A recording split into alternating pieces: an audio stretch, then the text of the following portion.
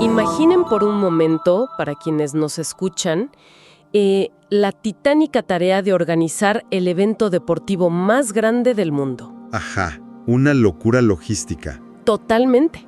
Se lanzan campañas masivas, se atrae la atención de toda la prensa internacional, los atletas de más alto rendimiento confirman su asistencia, o sea, la expectativa en las calles es absoluta.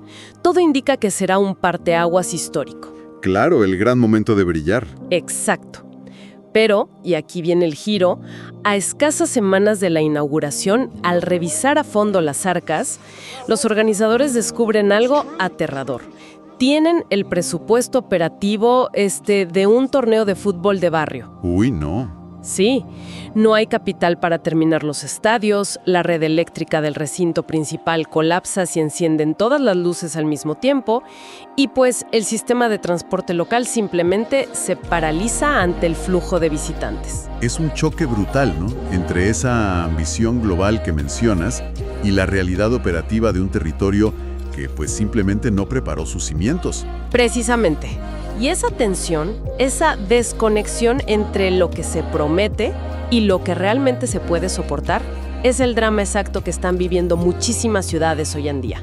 Así que, bienvenidos a este análisis a fondo. Nuestra misión en esta ocasión es sumamente ambiciosa. Muy ambiciosa, diría yo. Sí, porque vamos a descubrir cómo las ciudades mexicanas están obligadas a dejar de competir únicamente por atraer, digamos, fábricas ensambladoras o centros logísticos. Tienen que empezar a jugar en las grandes ligas de la economía, compitiendo a nivel mundial por algo mucho más complejo. El financiamiento global. Exactamente. Todo nuestro análisis de hoy se ancla en un artículo que me pareció sumamente oportuno y revelador, que se titula La batalla por el dinero global. Las ciudades mexicanas que aprendan a financiarse dominarán la nueva economía. Y es un texto fascinante porque expone con gran dureza una realidad estructural que ha sido ignorada por demasiado tiempo en la gestión pública. Bueno, vamos a desempacar esto porque históricamente el debate sobre las finanzas municipales sonaba a un tema súper árido, ¿no? Sí, como para dormirse. Totalmente. Un asunto hipertécnico, como reservado para contadores encerrados en el sótano de una tesorería local. Pero este análisis demuestra que esa es una visión completamente obsoleta. Así es. Hoy, estructurar la deuda y captar capital internacional es, pues, una cuestión de supervivencia. Es soberanía económica y dicta cómo los ecosistemas urbanos logran integrarse a las cadenas de valor globales, sin colapsar en el intento. Y si conectamos esto con el panorama general, para entender esa urgencia hay que observar la presión macroeconómica colosal que pesa sobre estos territorios. O sea, el artículo pone sobre la mesa cifras que realmente dimensionan el problema. A ver, cuéntanos un poco de esas cifras, porque a mí me dejaron impactada. Mira, tan solo el comercio de bienes entre México y Estados Unidos alcanzó los 872.8 mil millones de dólares en 2025. ¡Wow! Es una locura de dinero. Es gigantesco. Hablamos de un flujo de capital, manufactura y mercancías que no ocurre en el vacío. O sea, ocurre sobre el asfalto. En las calles. Exacto. En los puertos, en los parques industriales y a través de las redes eléctricas de ciudades muy específicas. Y claro, si cruzamos ese volumen de comercio con el panorama nacional, la cosa se vuelve sumamente tensa, porque la OCDE proyecta un crecimiento de apenas 1.4% para la economía mexicana en este 2026. Un crecimiento bastante débil. Sí, y venimos de un modesto 0.7% en 2025. Además, la misma OCDE advierte que el país tiene la recaudación tributaria más baja de toda la organización. Ese es el verdadero cuello de botella. Claro, porque si la economía nacional apenas crece y el gobierno federal no recauda lo suficiente, la llave de las transferencias federales, esa llave de la que dependían los alcaldes para construir puentes o pavimentar calles, pues está prácticamente cerrada. Completamente. Y la consecuencia directa de ese estrecho margen fiscal nacional es que las ciudades están contra la pared. No tienen margen de maniobra. Ninguno. El modelo tradicional de sentarse a esperar el cheque de la federación, pues ya caducó.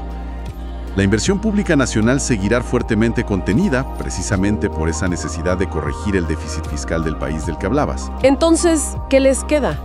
Pues ante esta realidad los gobiernos locales tienen solo dos opciones. O estructuran mecanismos para ir a buscar inversión privada y fondos multilaterales que soporten la presión sobre sus servicios, o, y esto es muy grave, el sistema urbano simplemente se quiebra bajo el inmenso peso físico del comercio internacional. Pero a ver, antes de ir a tocar la puerta en Wall Street o, no sé, de presentar proyectos en Europa, hay un filtro implacable que el texto llama la paradoja del predial. Ajá, el famoso impuesto predial. Sí, porque resulta un poco absurdo, ¿no? Salir al mundo a pedir millones en deuda soberana cuando ni siquiera has arreglado la caja registradora de tu propia casa, de tu propio municipio. Es que los datos son demoledores. El documento cita cifras del INEGI de 2024 que exponen una vulnerabilidad administrativa enorme. Escucha esto. A ver, Los municipios en México programaron en sus leyes de ingresos recaudar 92.8 mil millones de pesos por concepto de impuesto predial. ok, eso es lo que planeaban cobrar. Exacto. Sin embargo, la recaudación efectiva fue de apenas 48.7 mil millones. Casi la mitad. ¿Sí? Lograron cobrar solamente el 52.5% de lo proyectado. O sea, prácticamente la mitad del dinero que legítimamente debería entrar a la ciudad por el impuesto a la propiedad simplemente se esfuma. Es fuertísimo. Y mira, si yo leo que falta la mitad de la recaudación, mi primer instinto podría ser pensar, bueno, hay un problema grave de economía informal, quizás la gente no tiene liquidez para pagar. Es lo que muchos argumentan, sí. Pero revisando el fondo del texto, yo me pregunto, ¿no estamos frente a un problema de pereza administrativa o, peor aún, de cobardía política disfrazada de debilidad económica? ¿A qué te refieres exactamente? Pues a que si un alcalde actualiza el catastro para reflejar el valor real de las propiedades, automáticamente le está cobrando más a sus votantes justo un año antes de la reelección, por ejemplo. Ah, claro. El costo político de la modernización catastral es innegable. Nadie quiere ser el alcalde que sube los impuestos antes de una campaña. Exacto. Pero el artículo apunta hacia una deficiencia que es aún más básica que eso. Habla de la falta de infraestructura institucional. Fíjate en este otro dato. De los 2.030 municipios que reportaron haber cobrado el predial, solamente el 42.3% utilizó medios electrónicos. No lo puedo creer. Así es. La gran mayoría sigue dependiendo del pago en efectivo, en una ventanilla física y en horarios de oficina. ¿Menos de la mitad usa medios digitales en pleno 2026? O sea, es como ir al banco a pedir un crédito hipotecario millonario para construir una torre de departamentos y cuando el ejecutivo de cuenta te pide tus estados financieros, pues le entregas una libreta arrugada con anotaciones a lápiz. Es una gran analogía. Y es que nadie arriesgaría su capital con ese nivel de informalidad. El primer mercado que una ciudad debe conquistar es el de su propia eficiencia administrativa. Digitalizarse por completo. Obligatoriamente. Digitalizar los padrones de contribuyentes, habilitar pasarelas de pago electrónico que sean fluidas y mantener una gestión catastral rigurosa. Y esto no es una cuestión de, digamos, estética burocrática. No es para verse modernos. No, es el requisito mínimo para tener estados financieros auditables. Sin un balance creíble, ninguna calificadora de riesgo te otorga el grado de inversión necesario para acceder a las grandes ligas del capital. De acuerdo. Supongamos entonces que una administración, pues, asuma el costo político, digitaliza su catastro, eleva su recaudación y sus libros contables son impecables. Tienen credibilidad. El escenario ideal. Sí. Y ahora necesitan financiar, digamos, una planta desalinizadora de agua o una línea de transporte masivo. Si recurren a la coinversión público-privada tradicional, pues el capital privado exige retornos altísimos. Lo cual siempre es un problema social. Entonces, si el dinero comercial es tan caro, ¿de dónde más pueden sacar los fondos? Y aquí es donde el análisis despliega un mapa muy detallado de dónde está ese capital. Un capital que el texto llama barato y paciente, y que no se limita a los bancos comerciales tradicionales. ¿Cuáles son esos frentes? Bueno, el texto desglosa 5 fuentes de inversión. Primero, está la coinversión público-privada vinculada al Plan Federal 2026-2030, que contempla 5.6 billones de pesos para infraestructura estratégica. Eso es muchísimo dinero a nivel federal. Sí, pero hay más. En segundo lugar, los organismos multilaterales están jugando un rol inédito. Instituciones como el Banco Mundial tienen bolsas específicas para resiliencia climática. A la par, el Banco Interamericano de Desarrollo, a través de su brazo BID Invest, ha llegado a este 2026 con una capacidad histórica para movilizar capital privado hacia proyectos subnacionales en América Latina. Ok, llamamos 2. El tercer frente es la banca nacional. Hay una presión enorme en el sistema para elevar el crédito del 38 al 45% del PIB hacia el 2030. Tienen que colocar ese dinero. Exacto. El cuarto frente son los instrumentos verdes y de resiliencia, muy enfocados en temas de agua, movilidad y clima. Y finalmente el quinto frente, el ahorro de la diáspora y los inversionistas institucionales. Aquí es donde la cosa se pone realmente interesante, porque estos frentes muestran que el dinero está ahí, o sea, los fondos existen. Totalmente. Solo están esperando proyectos bien estructurados. Pero a ver, volviendo a los multilaterales. Esos fondos no regalan el dinero. ¿Cuál es la mecánica? ¿Por qué le prestarían a una ciudad mexicana a una tasa preferencial? Porque el mandato de estos fondos cambió radicalmente. Ahora operan bajo mecanismos donde exigen lo que el texto define como gobernanza clara y rentabilidad social verificable. ¿Cómo funciona eso en la práctica? Te pongo un ejemplo. Si una ciudad emite un bono verde para renovar su infraestructura hídrica, el Fondo Internacional compra esa deuda a una tasa de interés significativamente más baja que la del mercado comercial. Ok, dinero barato. Dinero muy barato. Pero hay una condición estricta. La ciudad tiene que instalar sensores y demostrar con datos auditables que las fugas de agua se redujeron en un porcentaje específico. Ah, te miden el resultado. Exactamente. Si la ciudad cumple ese impacto social o ambiental, el capital sigue siendo barato. Si incumple, las penalizaciones financieras son severas. Así que no basta con pedir dinero, hay que saber estructurar la petición. ¡Wow! Eso requiere una sofisticación técnica que va mucho más allá de, no sé, organizar un evento para inaugurar la obra y cortar el listón. Sí, el corte de listón ya no sirve de nada aquí. Todo está interconectado. Los grandes fondos de pensiones y estos inversionistas institucionales buscan desesperadamente proyectos a largo plazo que ofrezcan rendimientos estables y que cumplan con criterios ambientales y de gobernanza. Los famosos criterios ESG. Esos mismos. El dinero global existe. Hay trillones de dólares buscando dónde aterrizar, pero exigen que los proyectos estén empaquetados bajo estándares internacionales de transparencia. Y todo esto nos lleva a estrellarnos de frente con el gran fenómeno económico de esta década, ¿no? El nearshoring. El tema de moda. Sí, porque llevamos años escuchando que la relocalización de empresas es, pues, la salvación. Y las cifras suenan a victoria absoluta.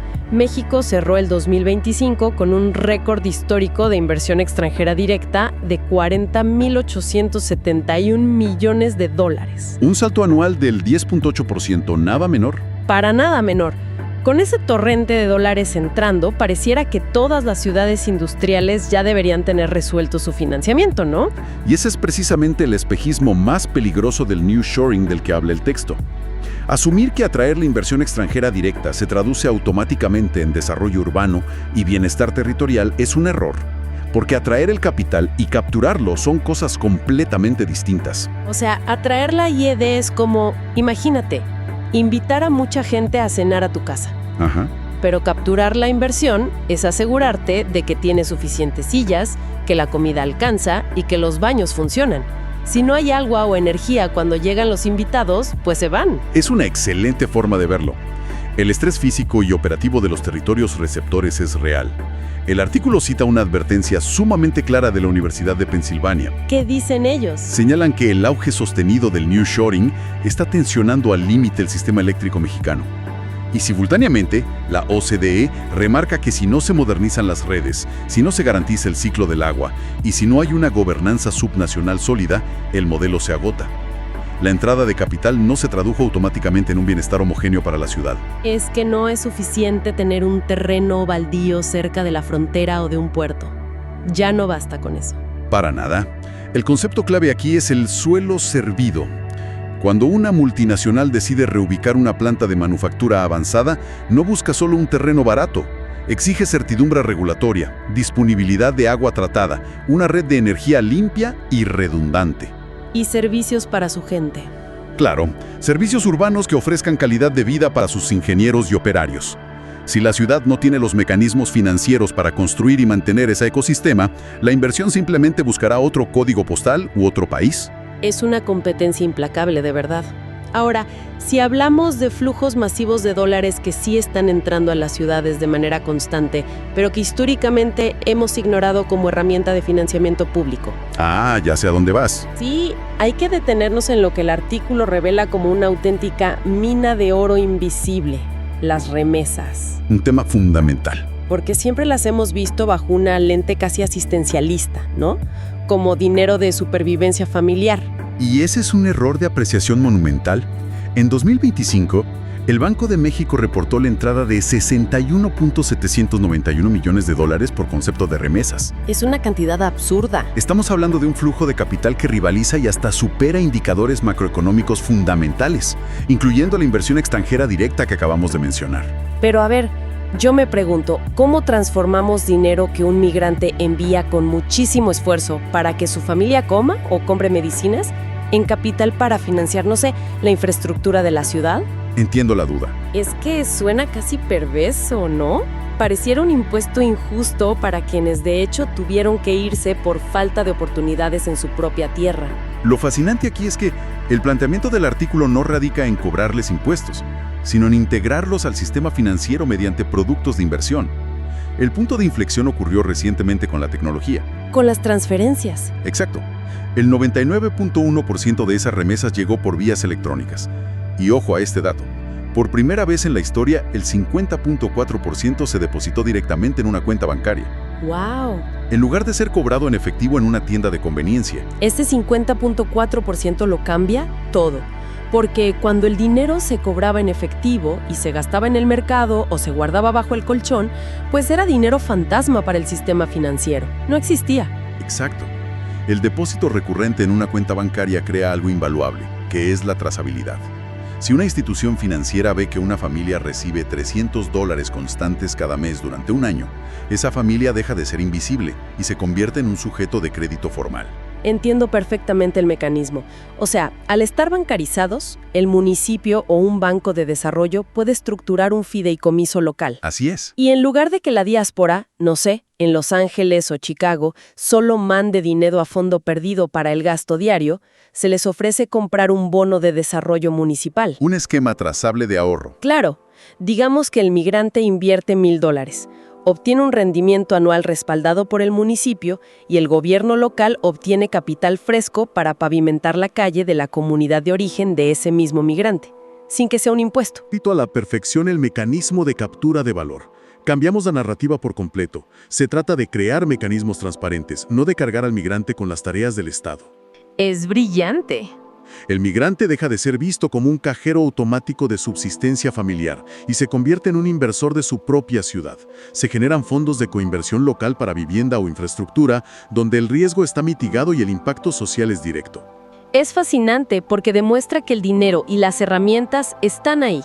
Tenemos multilaterales, bonos verdes, fideicomisos respaldados por remesas, planes de coinversión. Pero si todo esto existe, ¿por qué no vemos a todas las ciudades mexicanas brillando y transformándose? Porque el camino está lleno de baches. Literal y figuradamente. El documento es muy pragmático, al mapear 5 obstáculos estructurales hacia este 2026. Empezando por el institucional que ya tocamos. Sin planeación y sin catastros, pues no hay dinero barato. El capital global le tiene alergia a la improvisación. Totalmente. Luego mencionan el obstáculo tecnológico, que cobrar digitalmente es un requisito financiero y no solo un tema estético. También está el geopolítico, ¿no? Con la revisión del TEMEC, las disputas arancelarias y todo este tema de la desaceleración global. ¿Y el social? La clase media urbana está exigiendo resultados tangibles. Quieren agua, quieren movilidad, exigen seguridad. Entonces, ¿qué significa todo esto? De todos estos retos, el institucional, el político, el tecnológico, el geopolítico y el social, ¿cuál dirías que es el más peligroso o el más difícil de superar para los alcaldes? Sin duda alguna, el obstáculo político. Por el corto plazo. Precisamente por eso. Administrar para el corto plazo electoral choca de frente con la continuidad técnica que exige el capital global. Un bono para construir y operar una red de movilidad requiere un horizonte de planeación de 15 o 20 años. Claro, no se paga en 3 años. No, y requiere equipos técnicos que monitoreen el rendimiento a lo largo de décadas, pero eso es incompatible con una administración municipal que dura apenas 3 años. Y que cuando cambia el partido corren a todos en la tesorería. Exacto. Esa rotación destruye cualquier continuidad. Ningún fondo multilateral va a comprometer $100 millones si no existe la certidumbre de que el equipo técnico sobrevivirá a la próxima elección. La ciudad que entienda y supere esta miopía electoral dejará de ser un receptor pasivo para ser un actor real en la economía global. Lo que nos deja con una reflexión final sumamente provocadora para nuestra audiencia. Si el financiamiento de una ciudad requiere compromisos a largo plazo, o sea, de décadas, pero los ciclos políticos municipales son de muy corto plazo, ¿no deberíamos rediseñar radicalmente la forma en que se gobiernan localmente las ciudades? Es la gran pregunta. Sí, para separar las finanzas y la infraestructura de la política electoral. Es un paradigma que definirá el futuro urbano. Totalmente de acuerdo. Y precisamente porque este es un debate que apenas comienza, queremos saber los comentarios de quienes escuchan y que nos escriban. Les invitamos a que entren a nuestra página web www.interalcaldes.com para leer el artículo completo. Muy recomendado que lo lean. Y también que nos sigan en nuestras redes sociales, en Facebook, X y LinkedIn, y nos encuentran como Revista Interalcaldes. Esto ha sido todo por hoy en nuestra inmersión profunda. Nos encontramos en la próxima exploración.